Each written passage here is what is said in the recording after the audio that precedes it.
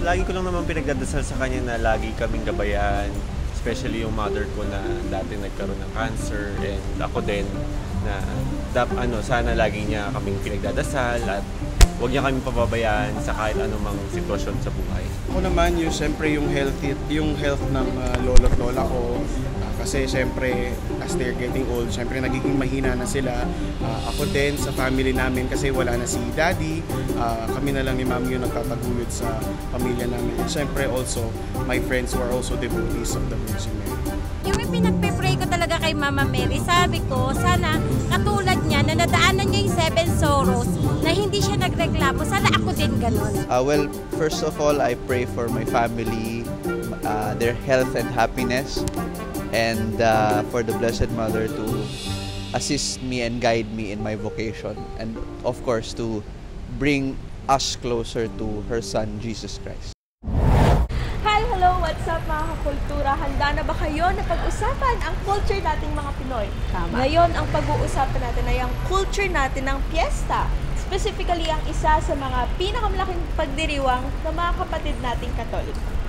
Well, tama ka dyan. Napakalaking bagay at napakasaya kaya na makaselebrate ng pista dito sa Pinas. Di ba? Totoo. Lalo na pag narinig mo na yung salitang piyesta. Ano ba yung naririnig mo madalas? Handaan?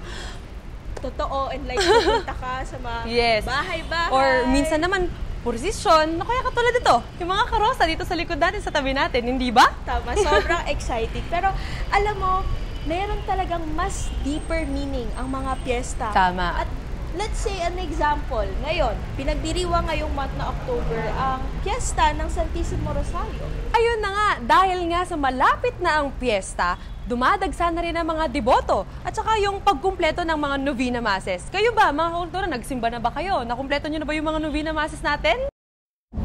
Ngayon, nandito tayo sa isa sa pinakasikat na shrine sa Pilipinas, ang Lanaval Shrine dito sa Santo Domingo Church sa Quezon City para makita kung ano ba mga kaganapan bago ang feast. Well, tama yan. Kasi alam nyo ba, naging simbolismo na talaga ng Kristyanismo si Birheng Maria, ang pagdidebosyon sa mahal na Birheng Maria. Totoo, pero kanina pa natin binabanggit yan. Oktubre, debosyon kay Maria, fiesta. Tama. Bakit ba siya uso dito sa atin sa Pinas? Well, dito kasi sa Pilipinas, ang pagdadasal ng Santissimo Rosario o ng Rosario ay hindi lang sa simbahan o sa paaralan. Na-instill na rin kasi yan sa ating mga Pilipino kahit saan. Ano naman ngayon? Saan ba nagsimula ang pagdadasal ng Santo Rosario sa Pilipinas? Dala po ito ng ating mga misyonero mula sa Europa nung sila'y dumating noong 16th century. At mula po nung dumating sila, ito itinuro sa mga Pilipino, lalo sa mga kabataan, sa mga maliliit na bata, na dasalin bilang pagpapakita ng pagmamahal sa mahal na Birheng Maria at paghingi din ng tulong sa Santo Rosario. Ating hinihingi ang tulong ng mahal na Birheng Maria. Pag tayo ay nagsasabi ng I love you, hindi naman tayo napapagod sa pagsasabi ng I love you sa ating mga minamahal. At ganun din po yung pagdadasal ng Santo Rosario. Yung paulit-ulit na pagdadasal ng Ave Maria ay paulit-ulit na pagpapakita ng ating pagmamahal sa mahal na Birheng Maria. At paghingi din ng tulong sapagkat ang mahal na ina ay napakalapit sa ating Panginoon na kuminsan sasabihin natin ay tinutulungan tayo upang makuha natin o makamit natin yung ating mga dasal. Diba ganyan naman sa buhay? Pag hindi mo kilala yung anak na nasa posisyon, pupunta ka sa nanay. Hindi mahirap lumapit kay Maria. Ngayon, ang mahal na ina po sa Pilipinas ay may iba't ibang imahe na nagpapakita ng iba't ibang karakter ng mahal na ina. Sa Manawag, makikita natin ang isang apo bakit, ang isang nanay na laging handang tumulong sa iyo. Dito naman po sa simbahan ng Santo Domingo, makikita natin ang Nuestra Señora de Santissimo Rosario de Lanaval, na isang reyna. Ang mahal na ina ay may karakter bilang isang reyna sapagkat siya ay handang makipaglaban para sa ating mga laban sa buhay. Konting history lang po tungkol sa Lanaval.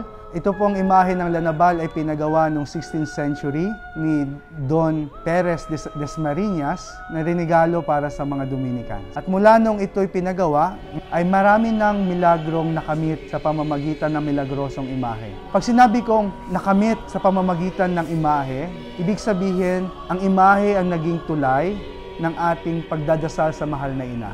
Hindi po tayo nagdadasal sa imahe, kundi tayo po ay nagdadasal sa mahal na ina.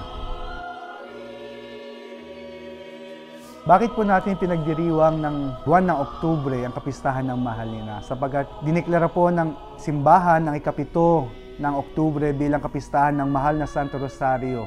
Kaya makikita po natin na sa unang linggo ng Oktubre ay kapistahan ng mahal na ina ng Manawag at sa ikalawang linggo ng Oktubre naman po ang kapistahan ng mahal na ina ng Lanabal, Reyna ng Pilipinas.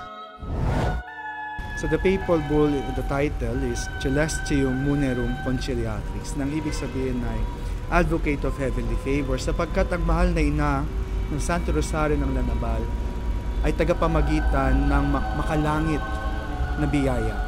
So kung tayo man ay mayroong kailangan, tayo'y pumunta sa mahal na ina sapagkat idudulog niya ito sa kanyang anak na si Jesus. Alam nyo, nare-realize ko din kung gaano kasaya at gaano kaganda ang pista sa ating mga Pinoy. Lalo na kung alam natin kung para kanino natin ito sineselebrate. Isa pa, ito may connection ito sa religion ng ating mga kapatid na Katolikong Pinoy. Tama. Kaya kayo naman mga kakultura, ano yung paborito niyong piyesta at ano yung pinaka-excited kayo tungkol doon? I-share nyo naman sa amin, ha?